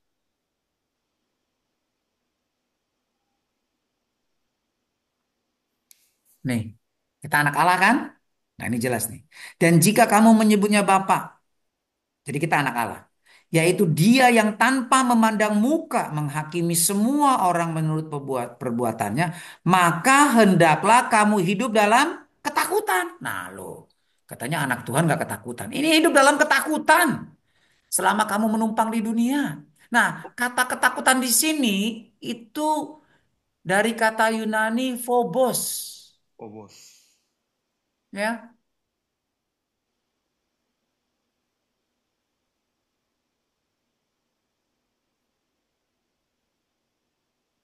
Fear, phobos, ya. Phobos di sini artinya apa? Fear, dread, terror, ya. That which strikes terror. Jadi ketakutan banget, kayak teror, ya, teroris. Nah dari sini nih ketakutan banget kan, ada teroris. Saya pernah lihat video tuh, prank, ya, prank teroris. Jadi ada orang gitu berjenggot gitu ya, bawa ransel gitu ya jalan-jalan di tengah keramaian tiba-tiba lempar ranselnya, kabur semua orang langsung. Ya kan karena pikir itu bom gitu kan. Nah, jadi itu teror tuh itu namanya tuh. Ya kan. Nah, jadi ketakutan banget itu. Nah, makanya phobos itu jadi kata fobia. Orang yang fobia, orang takut nggak? Ada yang takut sama tikus. Geli gitulah ya. Saya juga geli gitu sama tikus tuh. Tetapi kalau orang yang fobia sama tikus, waduh walaupun badannya gede begitu lihat tikus, kalau dia fobia sama tikus dia langsung lemes atau wah, loncat teriak kayak orang gila. Nah, itu fobia tuh. Nah, itulah ketakutan yang seperti inilah mestinya anak Tuhan sama Tuhan. Nah, kita begitu nggak? Nah, tetapi kita nggak lihat dari sini. Kita sedang menggali Roma 8. Jadi, jangan keluar konteks. Kita coba belajar, fokus di sana. Ciri-ciri anak Tuhan yang dikatakan Roma 8, ayat 12 sampai 17. Apa tuh? Di sini kita kelihatan tuh. Ciri anak Allah sejati itu dari Roma 8 ayat 12 sampai 17 gimana? Nah, benar. Kalau kita ambil intisarinya, ya efeknya kalau dia begitu dia akan takut sama Tuhan. Karena dia berhutang segalanya, kok tubuhnya bukan punya dia, dia nggak berani sembarangan. Ah, nggak apa-apa lah, cincai lah, tato lah. Tuhan juga ngerti lah ini buat ya supaya keren lah. Ya kan lagi model sekarang nih. Ya kan dia nggak akan pikiran begitu. Nggak apa-apa lah pakai baju yang apa tuh namanya kelihatan udel tuh apa segala macam. Nggak apa-apa lagi model lah. Nanti liatin cowok ya cowoknya yang genit. Ya kan. Nah banyak alasan gitu. Nah dia nggak akan begitu. Dia akan ketakutan, dia akan jaga bener. Nggak berani dia begitu. Ya dia nggak mau jadi batu sandungan. Kenapa dia takut sama Tuhan? Nah itu dia. Ya itu. Nah tetapi, nah kita mau ambil dari sini coba. Apa coba Pak Ronald? Dari Roma 8 ayat 12 sampai 17, apa kesimpulan yang kita bisa tarik dari ciri seorang anak Allah? Kalau bukan begini, bukan anak Allah dia. Ya Pak David, mungkin saya boleh Pak. Boleh. Iya, mungkin kalau di ayat yang ke-14 ya udah dikatakan bahwa eh, semua orang yang dipimpin Roh Allah adalah Ya, anak Allah. Jadi kalau ya, saya terjemahkan di versi bahasa Indonesia masa kini atau versi mudah dibaca, di ayat 14 dikatakan bahwa anak-anak Allah yang benar adalah orang yang membiarkan Roh Allah memimpinnya. Terus ya, ada di ayat yang ke-15 dia juga menyampaikan di versi yang bisa diterjemahkan. Sebab roh yang kamu terima tidak membuat kamu menjadi hamba supaya kamu tak takut lagi. Tetapi roh yang kamu terima menjadikan kamu anak-anak Allah. Di dalam roh itu kita berseru Aba ya Bapa. Jadi se- dikatakan seperti demikian bahwa ketika kita menjadi anak-anak Allah otomatis kita tidak lagi melakukan hal-hal yang tidak berkenan di hadapan Allah. Jadi kita terus melakukan apa yang berkenan di hadapan Allah. Dan kalau di ayat 16 dikatakan, kalau di bahasa terjemahan versi sederhana, dikatakan bahwa Roh Allah bersama-sama dengan Roh kita menyatakan bahwa kita adalah anak-anak Allah. Jadi saya simpulkan bahwa sebenarnya kita nggak menyebut dengan sendirinya bahwa kita ini anak-anak Allah, tetapi yang menyebut diri kita itu anak-anak Allah, Roh Allah itu sendiri yang menyampaikan bahwa kita seperti anak-anak Allah. Seperti contoh mungkin ilustrasinya kayak di dalam keluarga lah. Saya mungkin punya bapak kan, saya nggak mungkin disebut anak bapak A kalau saya tidak tinggal di dalam rumah itu, atau saya tidak mengikuti ajaran-ajaran apa yang diarahkan sama bapak saya. Kalau saya tidak apa namanya, kalau mau saya tidak dipanggil, saya tidak akan dipanggil anak bapak si A gitu. Tapi kalau saya dipanggil anak bapak si A, otomatis saya ada hidup dalam keluarga itu atau di rumah itu karena saya dipimpin sama bapak saya yang si A ini. Seperti begitu sih Pak ilustrasinya. Iya, bagus. Dapat 8, Pak. Saya boleh nambahin, Pak. Nah, biar dapat 2 lagi ya jadi 10. Kalau digabung. Saya dapatnya di ayat 17 yang terakhir, Pak. Nah, bagus. Yaitu jika kita menderita bersama-sama dengan Dia, supaya kita juga dipermuliakan bersama-sama dengan Dia. Dan yang di ayat 17 nya itu kan kita jadi ahli waris dan berhak menerima janji-janji Tuhan. Tapi di ayat yang aku tertarik justru di ayat yang di bawahnya, yaitu jika. Ada penekanan yaitu jika itu, Pak. Iya, betul. Betul, Pak. Oke, good. Jadi lengkap ya. Apa yang Pak Bagus bilang sama Pak Aldo tadi itu eh, melengkapi, ya, saling melengkapi. Jadi em, saya coba iniin, ya, teman-teman lihat nih,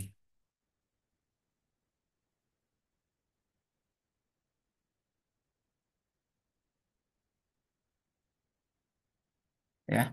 Jadi ada 3 ciri, ya, dari Roma 8 ayat 14 sampai 17. Ciri dari anak-anak Allah. Nah, ini lengkap nih 3 ciri ini ya. Maksudnya mestinya begini nih anak Allah itu. Kalau dia benar, ini anak Allah sejati. Pertama, dia dipimpin roh Allah. Ya, Roma 8 ayat yang ke-14. Ya, setiap orang yang dipimpin roh Allah, dia anak Allah. Itu udah jelas tuh, itu preskriptif tuh. Rumusan tuh. Ya, jadi orang yang dipimpin roh Allah, dia pasti anak Allah.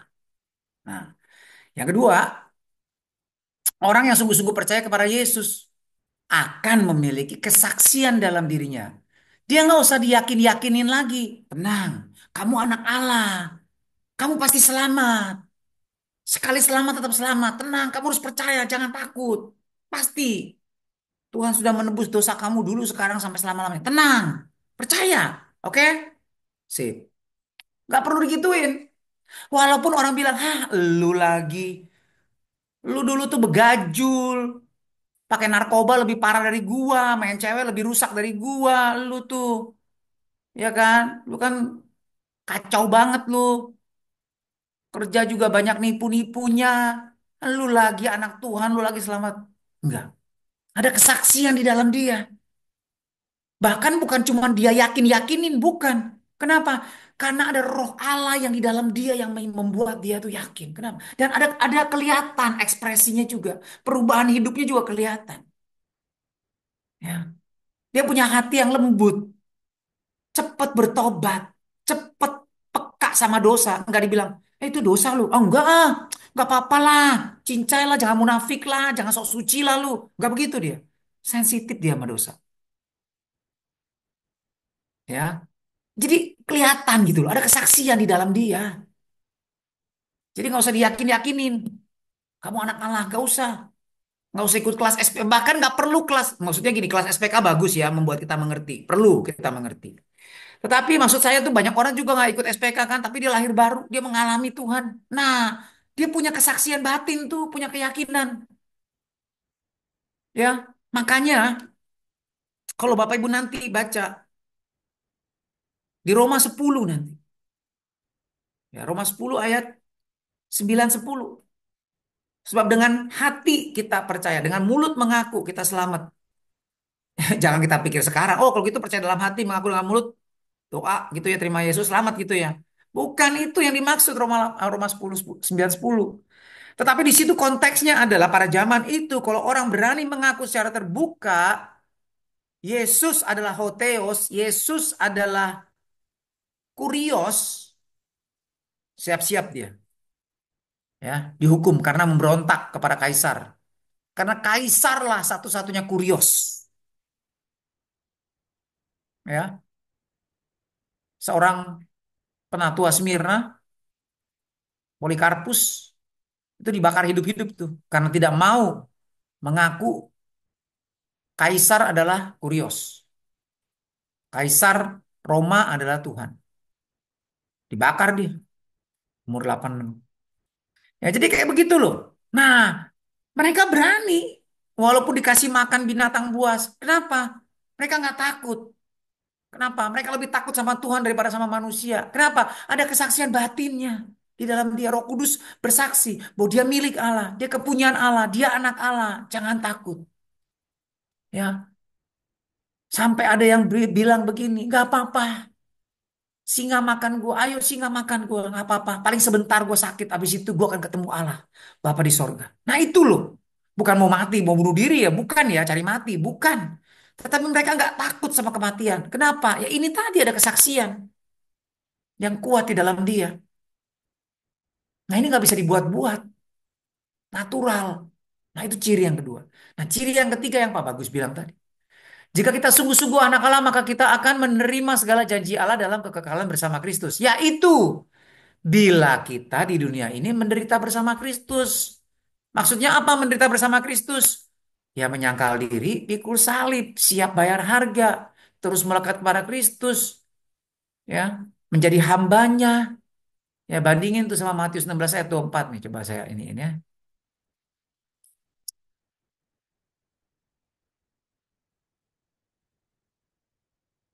Nih, Roma 8 ayat 17.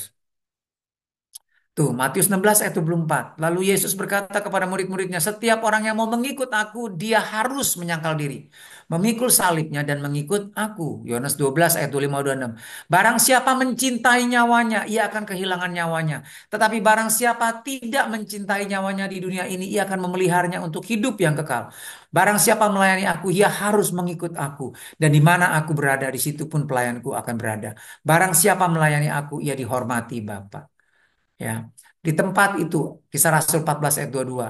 Mereka, para rasul menguatkan hati murid-murid itu dan menasihati mereka supaya mereka bertekun di dalam iman dan mengatakan bahwa untuk masuk ke dalam kerajaan Allah kita harus mengalami banyak sengsara, aniaya, ya, nggak hidup dalam dosa, ya, nggak mengikuti kehendak daging, keinginan daging, ya, jadi kayak begitu, ya, jadi itu cirinya kita anak Allah.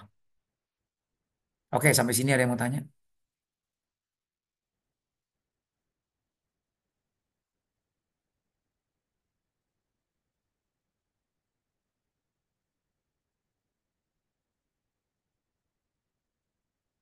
Oke, kesimpulannya apa yang kita dapat?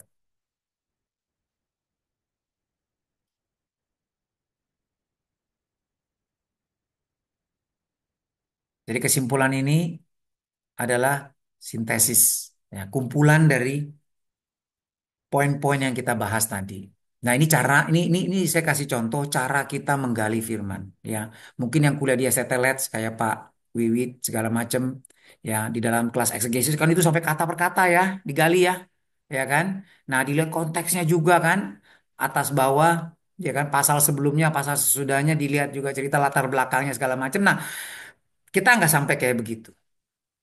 Ya, karena kita bukan mau sampai kritik teks, ya kan? Kita gali supaya kita mengerti, bisa melakukan itu aja. Jadi gimana? Nah, waktu kita baca satu perikop yang ditentuin, kayak misalnya besok nih, nah, minggu depan kan kita bahas Roma 8 ayat 18, ya kan? Sampai Roma 8 ayat 18 sampai mana nih? sampai 30 ya. Roma 8 ayat 18 sampai 30. Nah, baca terus habis itu timbul pertanyaan kan? Timbul pertanyaan, timbul pertanyaan. Nah, itu kita coba jawab. Ah, kayaknya apa ya? Nih kata-katanya ini nggak perlu digali nih. Nah, itu dari situ itu patokan kita untuk menggali supaya kita setelah kita gali, kita jelas maksudnya apa dengan lihat ayat-ayat paralel, lalu kita sintesis. Nah, ini sekarang kita sintesis nih. Setelah kita menjawab tadi pertanyaan-pertanyaan satu 2 3, sekarang sintesisnya apa? Ya kan kita kumpulin nih jadi satu bahan kita untuk renungkan nih selama seminggu nih. Setelah kita dapat ya kan kita ingat terus. Coba ada yang mau coba sampaikan sintesis?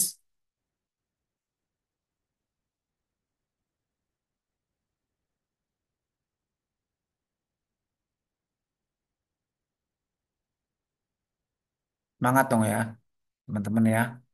Nah, kita nih ya, jadi kita mesti latih diri kita ya seperti seorang yang disiplin olahraga, makan, ini disiplin rohani ya. Ya kita harus belajar ya sampai kita ya kalau kita bilang kita cinta Tuhan, mestinya kita cinta firman-Nya. Kita harus belajar ya supaya pikiran kita ini dibenerin. Jangan kita pikir kita udah bener ya tetapi ternyata menurut firman Tuhan salah. Ya, makanya kita harus uh, style terus nih pikiran kita. Nah, ini namanya pembaharuan budi namanya. Pembaharuan akal budi sesuai dengan firman Tuhan. Oke. Oke, kalau nggak ada um,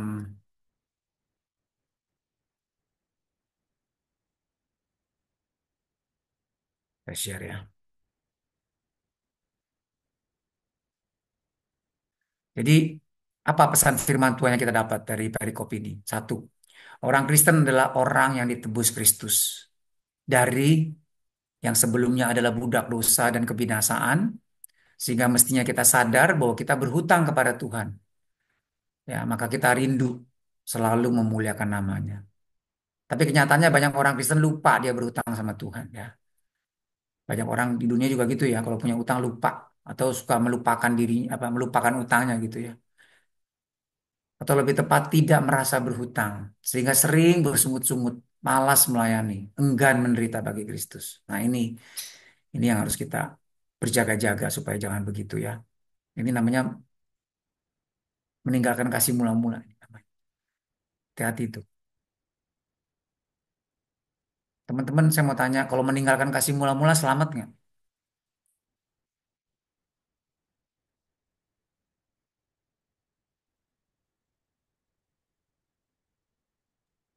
Nggak selamat.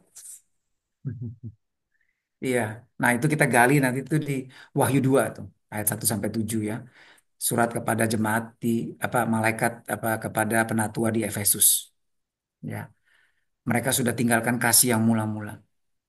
Dan Tuhan ingatkan, kalau kamu tidak ingat kamu sudah jatuh begitu dalam. Jadi meninggalkan kasih mula-mula disebut sudah jatuh ke dalam dosa yang dalam. Nah, makanya kita perlu mengerti itu. Ya. Kalau kamu tidak bertobat, aku akan ambil kaki dianmu. Kaki dian itu bicara soal penyertaan Tuhan, hadirat Tuhan, kehadiran Tuhan. Kalau sampai Tuhan tinggalin dia, binasa loh dia. Makanya John MacArthur yang Five Point Calvinist bilang, ya, binasa itu. Kalau sampai Tuhan angkat kaki diannya, mati dia. Ya, dan benar, Efesus yang tadinya besar, mati tinggal puing-puing. Ya, kalau Smyrna sekarang masih ada tuh.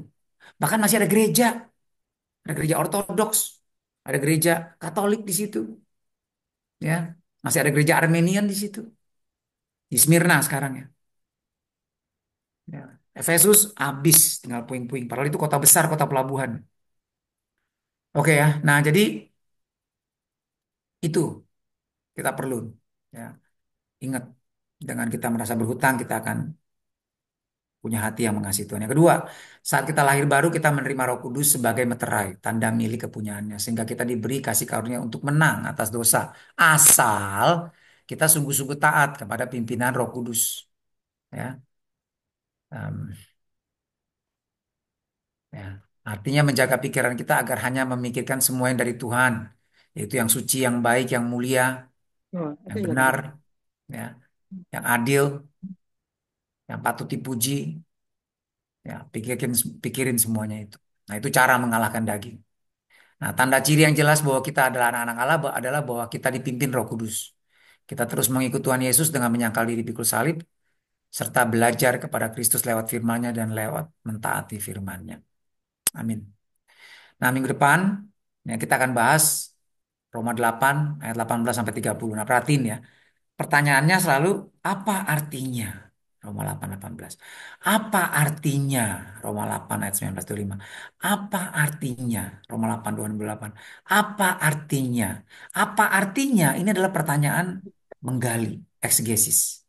Jadi kalau ditanya apa artinya ayat ini, kita perlu menggali keluar. Nah, inilah kita belajar ya, menggali eksegesis. Coba deh. Kira-kira begitu. Ya.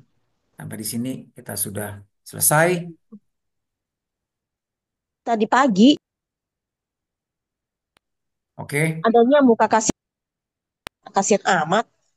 Kenapa kamu nggak mau pulang? Oke, ada yang mau tanya? Kalau nggak ada yang tanya, kita akhiri sampai di sini ya. Oke, saya kembalikan ke Pak Wiwit atau kita langsung berdoa, tutup dalam doa, Pak. Gimana? Ya, Pak David mau tutup dalam doa atau? Boleh, yuk kita berdoa ya. Bapak di sorga, terima kasih Tuhan buat malam hari ini. Kami sudah sama-sama belajar firman. Kami percaya Tuhan, Roh Kudus, Engkau yang membuka pikiran kami. Terima kasih. Biar Tuhan setiap kami malam ini yang belajar boleh mendapat rema Tuhan dari setiap firman yang kami pelajari ini. Sehingga kami sungguh-sungguh sadar, kami sungguh-sungguh dicerahkan Tuhan, terbuka mata rohani kami.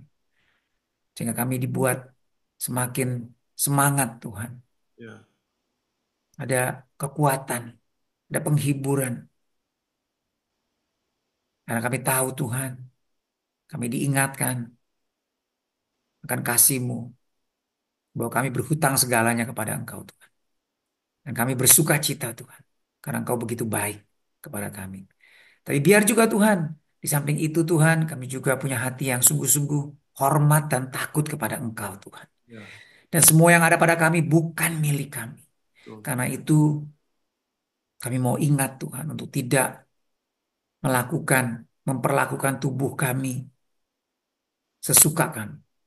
Tapi biar Tuhan, kami memperlakukan tubuh kami sehingga itu boleh menyenangkan hati-Mu, boleh berkenan dan membuat tubuh kami ini sungguh-sungguh menjadi tempat yang nyaman buat Roh-Mu tinggal di dalamnya Tuhan. Karena Engkau dapati kudus, karena Engkau dapati hati kami lembut Tuhan di hadapan. Kami cepat sadar akan dosa-dosa kami dan kami terus Tuhan bertobat dan diubahkan semakin serupa dengan Kristus. Terima kasih Bapa di sorga, sebentar kami berpisah. Biar terus Tuhan selama seminggu ini kami renungkan terus Tuhan. Rema, firman yang keluar dari mulut-Mu ini Tuhan. Sehingga benar-benar kami boleh mematikan perbuatan daging. Dan juga Tuhan kami mau belajar Tuhan. Roma 8 ayat 18-30 Tuhan. Buat minggu depan Tuhan kami coba menggali sama-sama. Sehingga kami boleh juga terus Tuhan mendapat rema yang dari Engkau. Sehingga hidup kami terus semakin berjalan akrab dengan Engkau. Semakin hari semakin terang. Sampai rembang tengah hari. Terima kasih Bapa di sorga. Dalam nama Yesus kami berdoa dan mengucap syukur. Amin. Oke, selamat malam semuanya ya. Tuhan berkati. Terima kasih Pak David. Ya. Selamat malam semua. Terima kasih Pak David. Terima kasih Pak David. Terima kasih Pak